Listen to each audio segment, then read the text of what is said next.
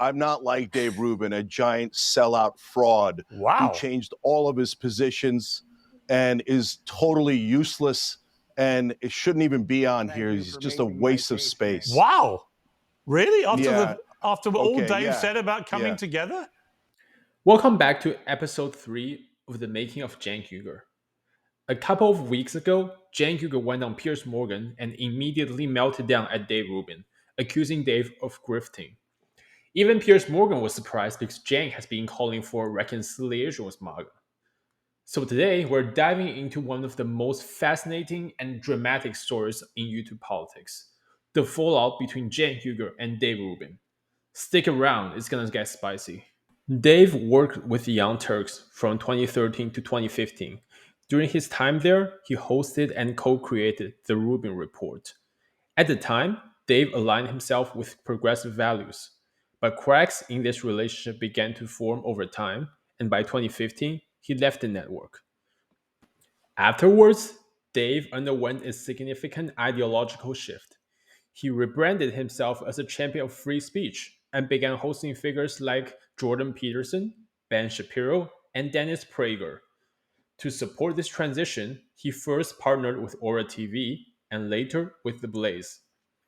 According to Dave, a significant event contributing to their rift was a 2014 debate between Cenk Uygur and Sam Harris, where Dave perceived Cenk's stance as misrepresenting Sam's views on Islam. Welcome any of your viewers to watch it, because for 3 hours Sam sits there calmly with his leg crossed and one glass of water and just absolutely decimates Cenk, who's freaking out the whole time and can't get a cogent point across. If you're being incredibly specific on suicide bombers, okay, we had Buddhist suicide bombers, kamikaze fighters. Okay, so we've had them all. Okay, let's not be so scattershot here. Okay. So I can tell. I've written and spoken about the link between Zen Buddhism and the kamikaze pilots, right? Mm-hmm. So you can get a death cult out of some quasi-Buddhist ideas. And I realized in the midst of that I thought, I don't really want to work here. And then a couple months later, Charlie Hebdo happened. There was a lot of pushback from various hosts on the network about, we shouldn't do this. Yes, you can do it, but you shouldn't upset people with cartoons. And then it was just enough. It was just.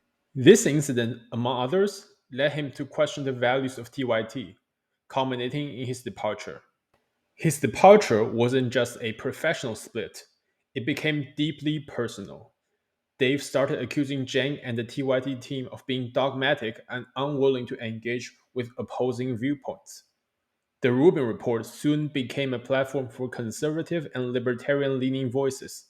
This move alienated many of his former allies on the left, especially Cenk. Meanwhile, Cenk accused Dave of abandoning progressive principles for money and fame. He pointed out the rise of Dave's support among centrist and right-wing leaning audiences and his increasingly critical stance towards progressive policies. The rift became a microcosm of a larger cultural divide between progressives and what some call the intellectual dark web. There were some explosive moments along the way. One key flashpoint was Cenk's public critique of Dave's funding sources. Indeed, Dave has been backed by groups like the Koch-affiliated Learn Liberty, which raised eyebrows about his objectivity on issues like climate change and healthcare. Cenk did not hold back, calling Dave a sellout. But you change all of your ideology overnight and you expect us to believe that that's real? I don't think it's real at all. And I want an apology from you for all the crazy, outrageous lies that you told about the Young Turks. When is that going to happen, huh? Wow. And when are you going to admit that you changed all your positions for money? Okay. Well, what position do you still have that's in any way a so-called classic liberal, you fraud? Dave fired back, claiming Cenk was acting in bad faith and trying to smear his reputation. Piers, it's barely worth responding to this ridiculous buffoon who's the joke of the industry. I will say this, Cenk, I haven't spoken to you in 10 years. Even right when you're thinking you're a total fraud. The public feud wasn't just a clash of personalities. It reflected broader debates about authenticity, money in media, and ideological purity. As I mentioned before, Dave has clearly stated the reason for his transition. First, the left has become too censorious. Second, the left misrepresented others' viewpoints in bad faith. The explanation seems legitimate. As a matter of fact, he wasn't the only one who made such a transition in the height of the social justice warrior era. However, I have to look at his transition with a grain of salt because it wasn't what he said when he actually left the Young Turks. Let's take a look at this clip from the day he announced the departure from TYT. In a lot of ways. But that there were people that we could agree on things and it was okay, and we could disagree on things, it would be okay.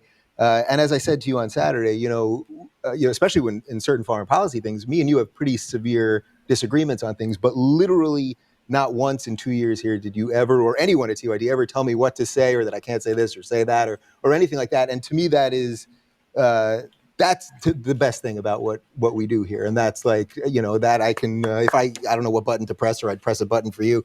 There you go.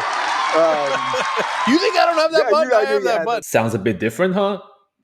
This is why I cannot say definitively that Dave's transition was genuine. Let's put Dave Rubin aside for a bit.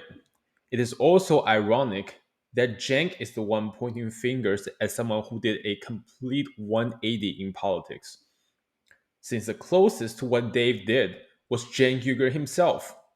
He switched from a Bush conservative to a Bernie progressive around 2005. I've covered this in episode 1 of the Cenk Uygur series. It is also ironic that Cenk accused Dave of being captured by his funding sources, because 1 year before Dave's departure, Cenk Uygur took a $4 million investment from Buddy Roemer, a Republican. Personally, I do not like the term grifter, as it is a non falsifiable claim. We can never really tell if Dave or Cenk or anyone else's political transitions are ideological or opportunist. It's more useful always to address the actual arguments than to accuse your ideological opponents of acting in bad faith, even if it's true. So, why does this matter? The Cenk Dave fallout isn't just a story of two former colleagues who had a messy breakup. It speaks to the polarization of our media landscape. Dave's journey from progressive to conservative, depending on who you ask, either shows how pundits can shapeshift in response to audience capture and funding sources, or how cancel culture and political puritanism can push potential allies to the other side. Considering Cenk's recent attempt to reconcile with conservatives and how the reaction from the rest of the progressive left has been, this seems to be a chicken coming home to roost moment. What do you think? Is the fallout between Cenk and Dave just another example of ideological differences tearing people apart? Or does it say something deeper about the media ecosystem? Let me know in the comments. Don't forget to like, subscribe, and hit the notification bell so you don't miss our next deep dive. Thanks for watching, and I'll see you next time.